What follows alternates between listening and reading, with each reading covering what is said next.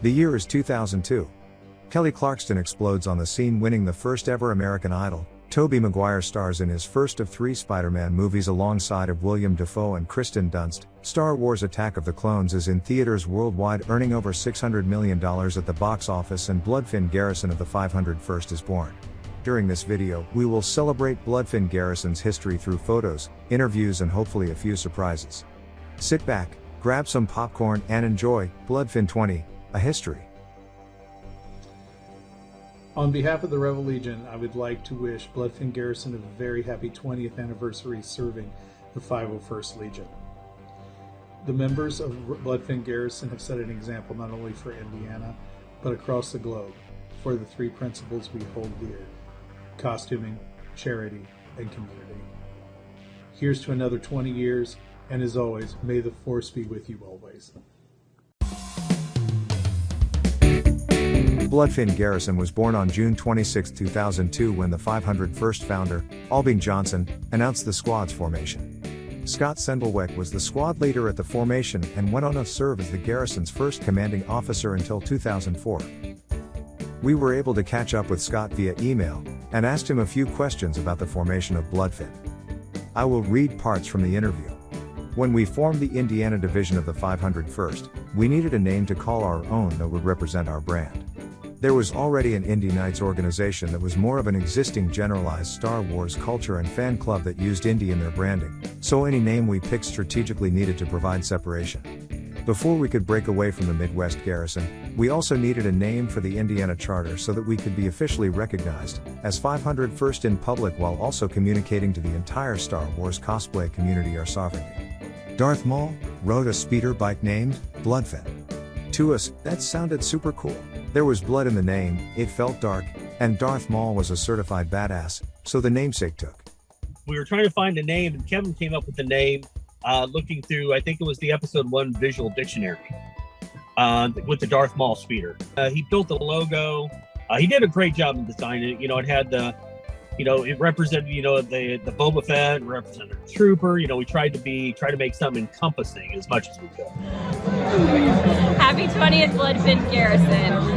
My favorite moment was by far when we went to the Children's Hospital and visited Lucas.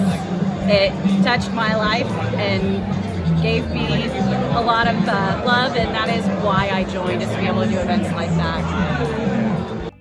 We also reached out to longtime Bloodfin member, Joe, aka Coldstrooper, for his memories on the formation of Bloodfin. And at the time, it was the Midwest Garrison, and there was only, between 300 and 500 members of the Legion at that time. So the Midwest Garrison was one of the biggest garrisons, and Michael Washko was the CO of the Midwest Garrison at the time. So they were having C2 here, and that was the first picture ever taken or the largest picture ever taken of the Legion. That weekend we were at the Lotus Garden restaurant, a little bit away from the convention center. I remember talking to Alvin about it, and it's like, if you guys got enough got enough for the garrison, go for it. And so they did. Good afternoon, Randy Ward, SG645, Assistant Global Director of Saber Guild. Happy anniversary, Bloodfin Garrison. And while we don't have a temple in your area, we do look forward to working with you in the future. Happy anniversary. 2 sides, 1 voice. Our final thoughts on the beginnings of Bloodfin come from John Kendrick and Dan Ramsey. I kind of came in the early days before Bloodfin was created. I was part of a local group called the Indy Knights. And so through Indy Knights, I met Ron Mitchell, Scott Sandelwick, and I can't remember what Kevin's last name is, but he went by Thrackin on the forums. So I had met them through Indy Knights, and Scott and Kevin had come up with the idea of, wanting to branch off. We had enough members in the Indiana area that they wanted to branch off and start their own garrison. And, a bunch of like-minded individuals kind of came over from the Indy Knights and said, hey, why don't we give this Garrison thing a go? Now, obviously, it was more of it wasn't Garrison at first. It was more from the Midwest, kind of an outpost or squad, yes. Now that Bloodfin was set up on paper, it was time to implement it into action. With any and all startups, there are bound to be obstacles. We followed up and asked Scott what some of these were and how they were handled. Scott replied with control and ownership. When it came down to it, the Midwest Garrison did not want to relinquish control and membership for a breakaway subgroup of which they considered lesser. To them, my idea of an independently run garrison outside of regional control was an outrage. It took 6 months of planning and strategic negotiations with 501st founder Albeen. And finally convincing the Midwest Garrison CO, Mike, that we could separate from the Midwest and form an Indiana 501st chapter. We were doing more events than Midwest ever could handle, managing 200 plus miles from HQ. Once it was all said and done, we stayed with the Midwest region, having our own independent charter as an officially recognized 501st Garrison. Happy 20th anniversary, Bloodfin Garrison. The Bloodfin Garrison is where it started out for me. Became a member in 2005, and gotta say, one of my favorite troops, well, not my favorite troop, but any one of the Three Rivers Festival parades. A lot of members would show up for that day, despite the heat, and but we pushed through it somehow. They were miserable, but we had a lot of fun doing it. Dan and John share their point of view with the early struggles of Garrison startup. There were some less than stellar opinions from time to time of us doing our own Garrison, but this was much more pre Lucasfilm having an intense hand in what Garrisons could and couldn't do. So it while we enjoyed working with, and a lot of us got our first armors from Midwest, and most of us really didn't have a problem. And I know Ron at one point went up and talked with their leadership, and just it was more crosstalk than anything else. And I have a lot of Midwest friends still to this day that I reach out to on a regular basis. I know that it was a struggle to try to get the local chapter off the ground and become our own identity, and to be able to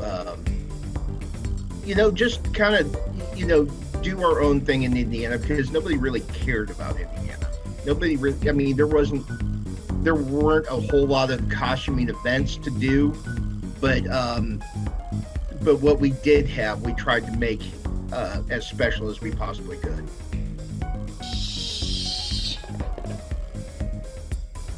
Happy 20th birthday, Bloodfin Garrison! Yay! This brings us up to the beginnings of Bloodfin. The struggles of formation and change can be hard on those involved. Now that the boring parts are out of the way, let's share some stories from Ron and Joe from the early years. The funny thing is, back when I was part of Indy Nights, I went up to Chicago, to Wizard World. It was 2001, and I wanted to see, a couple of the Indy Nights went with me up there, and we really wanted to go to a con, and it was called the Men Behind the Masks. So Jeremy Bullock was there, Peter Mayhew, Kenny Baker, I can't remember who else was there, and I really wanted to go up and see them, and they really wanted to go. So we got up there, and I started seeing people dressed up in costume, and that's the first time I saw a Star Wars costume in person. So I started talking to a lot of them and meeting them, and I got a photo with a group of them pointing their blasters at me, and come to find out, those were a lot of the original Midwest Garrison people that I became friends with, after I joined the 501st.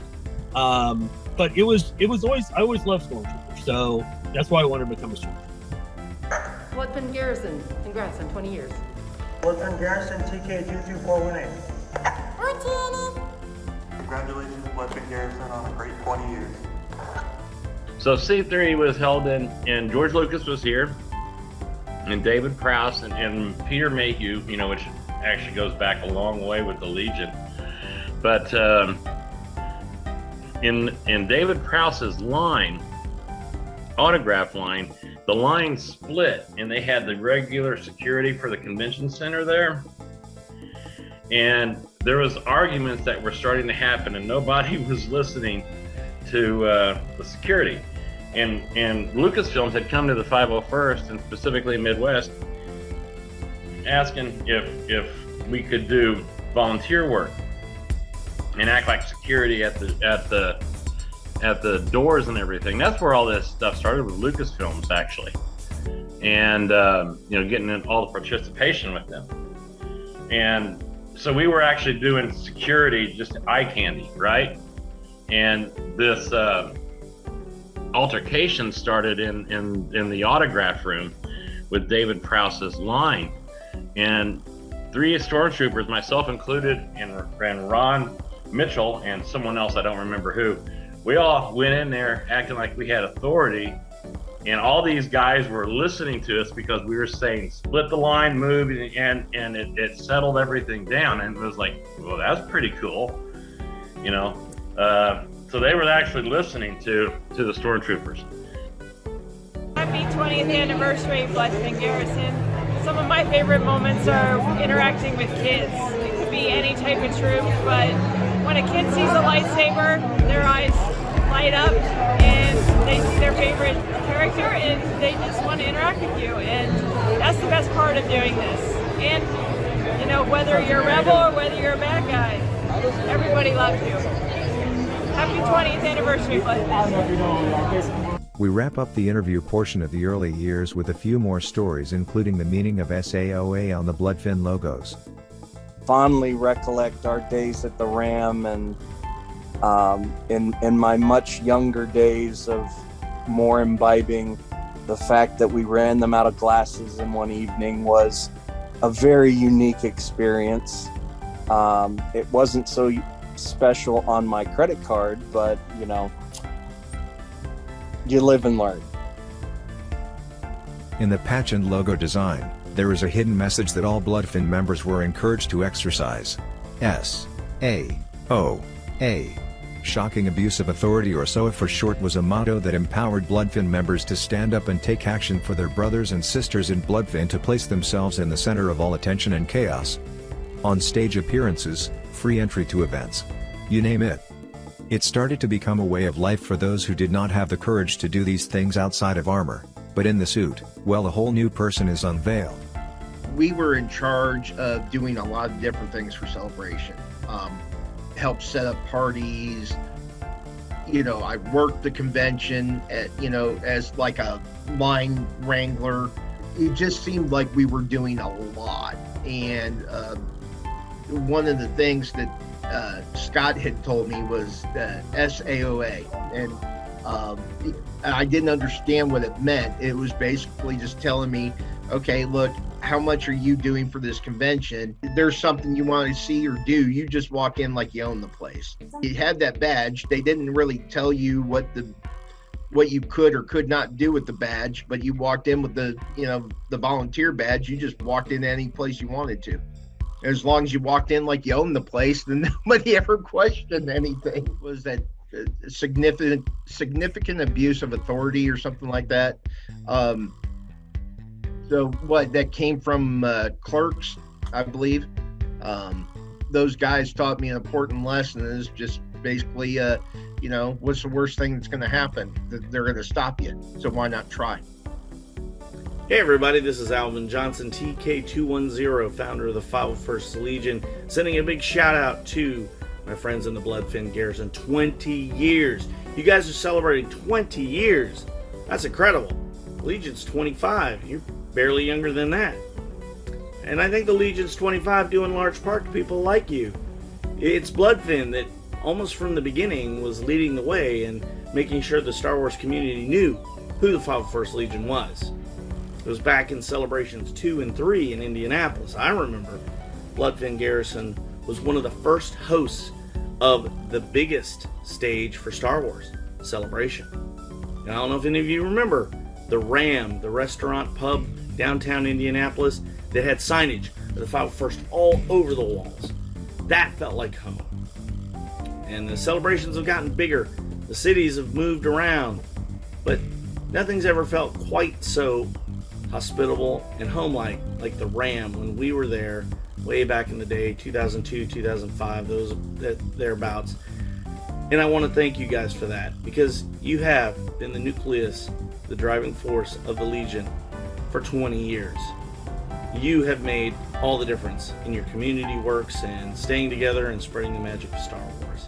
So thank you. I hope I can get back up there and see you guys again real soon. But in the meantime, stay together.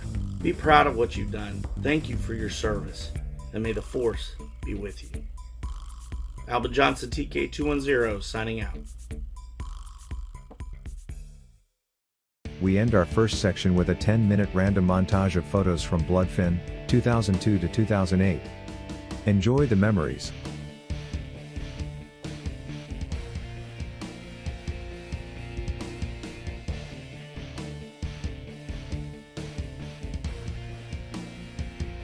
During the early years we experienced a lot of growth and the pains that are associated with growth. We struggled through some things, we fumbled a lot of things, we had multiple successes, and we did it all with a smile, or at least a smirk or two.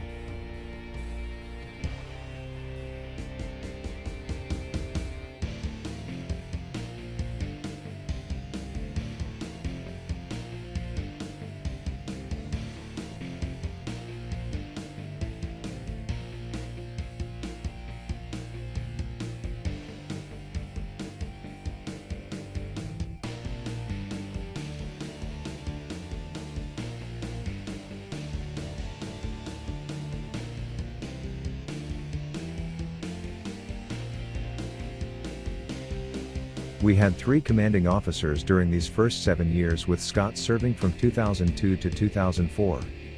Chris Caudle took over from 2004 to 2007. Ron Mitchell finished off this time period by taking over after Chris to 2009.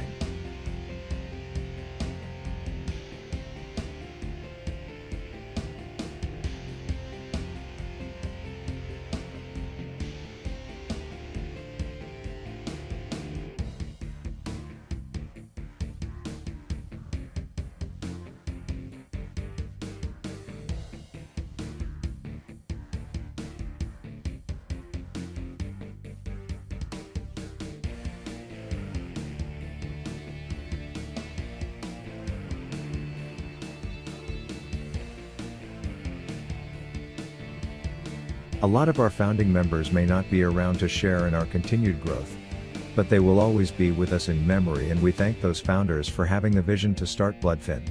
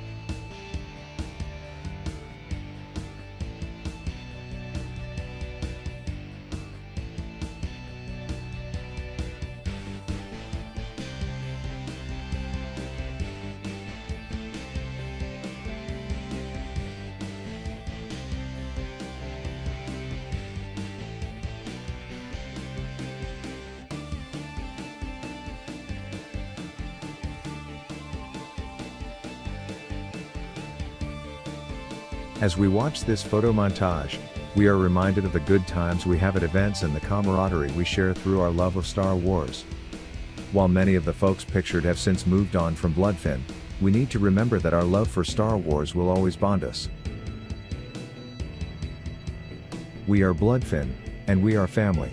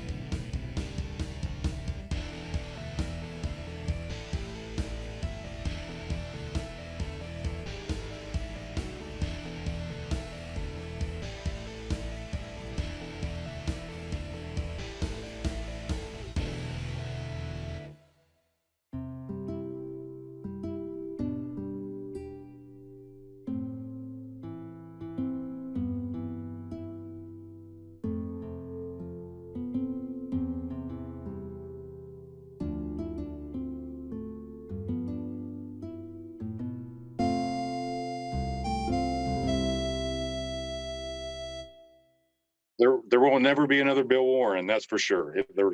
Yeah, he was the epitome of what you would want to be as a 501st member. I remember being in a hospital bed recovering when I got the news, and it crushed me, really, that I lost a good friend in Bill. It's actually the worst memory and best memory is of when Bill Warren was in the hospital. When Bill was in the hospital before he passed, Bloodfin basically held a vigil up there. So, I mean, we had so many people up there all the time. And that's my fondest memory. It's the saddest, but fondest.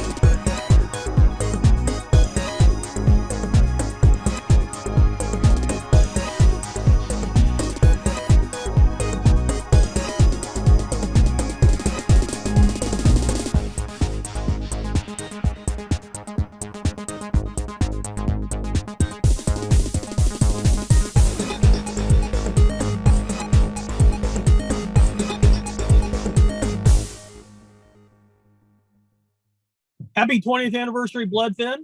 Get out there and keep trooping.